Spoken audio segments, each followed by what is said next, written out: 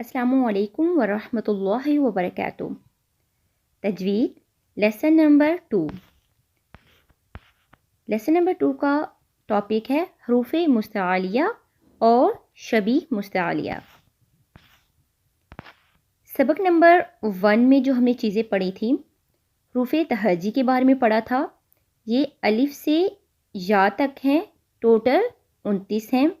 ان کو حروف تہجی، حروف الہجا یا حروف الہجائیہ بھی کہتے ہیں، جن میں سے 7 حروف ہمیشہ موٹے پڑھے جاتے ہیں، اور ان موٹے پڑھے جانے والے 7 حروف کو حروف مستعلیہ کہتے ہیں۔ سبق نمبر 2 سٹارٹ کرتے ہیں۔ ہم ایک مثال لیتے ہیں ایک خاندان کی، ایک فیملی کی۔ ایک خاندان میں مختلف قسم کے لوگ ہوتے ہیں، خواتین بھی اور مرد بھی۔ کچھ لوگ صحت مند ہوتے ہیں، کچھ موٹے ہوتے ہیں، اور کچھ لوگ کمزور اور دبلے پتلے ہوتے ہیں۔ کچھ لوگ درمیانی ہوتے ہیں، یعنی وہ نہ تو زیادہ موٹے ہوتے ہیں اور نہ ہی زیادہ پتلے یعنی سمارٹ ہوتے ہیں۔ حروف تہجی کی مثال بھی اسی طرح ہے۔ حروف تہجی بھی پورا ایک خاندان ہے۔ اس میں موٹے حروف بھی ہوتے ہیں، باریک حروف بھی ہوتے ہیں۔ کچھ حروف ہمیشہ باریک پڑھے جاتے ہیں اور کچھ ہمیشہ موٹے پڑھے جاتے ہیں، اور کچھ ایسے ہوتے ہیں جو کبھی باریک اور کبھی موٹے پڑھے جاتے ہیں۔ حروف مستعلیہ وہ حروف ہوتے ہیں جو ہمیشہ موٹے پڑھے جاتے ہیں۔ یہ 7 حروف ہیں: خ، صاد، ضاد، طا، ظا، غین اور قاف۔ یہ کیا ہے؟ حروف مستعلیہ ہیں۔ یہ ہمیشہ پر اور موٹے پڑھے جاتے ہیں۔ اس کے بعد ہے شبیہ مستعلیہ، وہ حروف جو کبھی موٹے اور کبھی باریک پڑھے جاتے ہیں۔ یہ 3 ہیں۔ کون کون سے ہیں؟ الف، لام، را۔ ان کو شبیہ مستعلیہ کہتے ہیں۔ اب سوال یہ ہے کہ الف کہاں موٹا پڑھا جائے گا اور کہاں باریک، کیونکہ یہ کبھی موٹے پڑھے جاتے ہیں اور کبھی باریک۔ تو لام اور را کہاں موٹا پڑھا جائے گا، کہاں باریک پڑھا جائے گا؟ سب سے پہلے ہم الف کا قاعدہ دیکھتے ہیں۔ الف وہاں موٹا پڑھا جائے گا جہاں الف سے پہلے والا حرف موٹا ہوتا ہے، تو الف کی آواز بھی موٹی نکالی جاتی ہے۔ مثلاً 7 موٹے حروف ہیں، اگر ان 7 موٹے حروف کے بعد الف آ رہا ہے تو وہ الف بھی موٹا پڑھا جائے گا۔ مثلاً قولا پڑھتے وقت الف کی آواز موٹی نکالی جائے گی۔ کیوں؟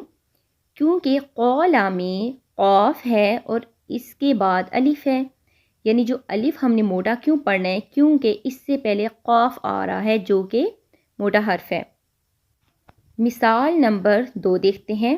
غیر المغضوب علیہم ولا الضالین۔ کچھ لوگ ضالین میں ضاد کو تو موٹا پڑھتے ہیں لیکن الف کی آواز کو باریک کر دیتے ہیں، یہ غلط ہے۔ اب الف کے بعد الف سے پہلے کیا ہے؟ ضاد ہے اور یہ موٹا حرف ہے، تو یہاں پر مطلب کہ الف بھی موٹا پڑھا جائے گا۔ اب ضاد اور الف دونوں کی آواز کیا ہوگی؟ موٹی ہو جائے گی، پر پڑھا جائے گا۔ یہ الف کی بارے میں بتایا جا رہا ہے کہ الف تب موٹا پڑھا جائے گا جب الف سے پہلے موٹے حروف ہوں گے، یعنی کوئی بھی موٹا حرف اگر الف سے پہلے آ رہا ہے تو وہاں پر الف پر پڑھا جائے گا۔ مثال نمبر 3 دیکھ لیں کہ اچھا جب الف سے پہلے موٹا حرف ہوگا تو الف موٹا پڑھا جائے گا۔ اب اگر الف سے پہلے کوئی باریک حرف ہوگا تو الف کو باریک پڑھیں گے۔ جیسے لا الہ میں لام باریک ہے تو الف کی آواز بھی باریک ہوگی۔ لا میں کیا ہے؟ الف ہے، یہ باریک پڑھا جائے گا۔ کیوں؟ کیونکہ الف سے پہلے لام آ رہا ہے اور لام ایک باریک حرف ہے۔ مالا، اذا، جال، یہاں پر کیا ہے؟ الف سے پہلے باریک حروف آ رہے ہیں تو یہاں الف کو بھی باریک پڑھا جائے گا۔ لام کا قاعدہ، پہلے ہم نے الف کے بارے میں پڑھا، اب لام کے بارے میں پڑھیں۔ حرف لام لفظ اللہ میں موٹا پڑھا جاتا ہے، باقی جگہ باریک پڑھتے ہیں۔ آج اب یہ بات ذہن میں رکھ لیں کہ لام لفظ اللہ پڑھتے وقت موٹا پڑھا جائے گا اور باقی جگہوں پر باریک۔ باقی زیادہ تفصیلات آپ کو اگلی کلاس میں ملیں گی کہ لفظ اللہ میں لام کب موٹا پڑھا جائے گا اور کب باریک. جی تو لام کبھی باریک پڑھا جاتا ہے اور کبھی موٹا. اب لفظ اللہ میں بھی یہ کبھی باریک پڑھا جائے گا اور کبھی موٹا پڑھا جائے گا. اس کی بھی کچھ کنڈیشنز ہیں. اب جو حروف موٹے پڑھے جاتے ہیں وہ ہمیشہ موٹے پڑھے جائیں گے، چاہے ان پر زبر ہو، زیر ہو یا پیش ہو.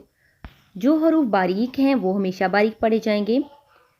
آج جو ہم نے حروف پڑھے الف لام را، یہ کبھی باریک پڑھتے ہیں کبھی موٹے. ان کی کچھ شرائط ہیں جو آگے لیکچر میں آتی جائیں گی. تو آج کی سبق کا خلاصہ دیکھ لیتے ہیں. 7 حروف ہمیشہ موٹے پڑھے جاتے ہیں: خ، صاد، ضاد، طا، ظا، غین، قاف. 3 حروف کبھی موٹے پڑھے جاتے ہیں کبھی باریک، اور وہ ہیں الف لام را. الف سے پہلے کوئی حرف موٹا ہو تو الف بھی موٹا پڑھا جائے گا. الف سے پہلے کوئی حرف موٹا نہ ہو یعنی باریک ہو تو الف بھی باریک پڑھا جائے گا. لام جو حرف ہے لفظ اللہ میں موٹا پڑھا جائے گا، پر ہمیشہ نہیں، اس کی بھی کچھ کنڈیشنز ہیں.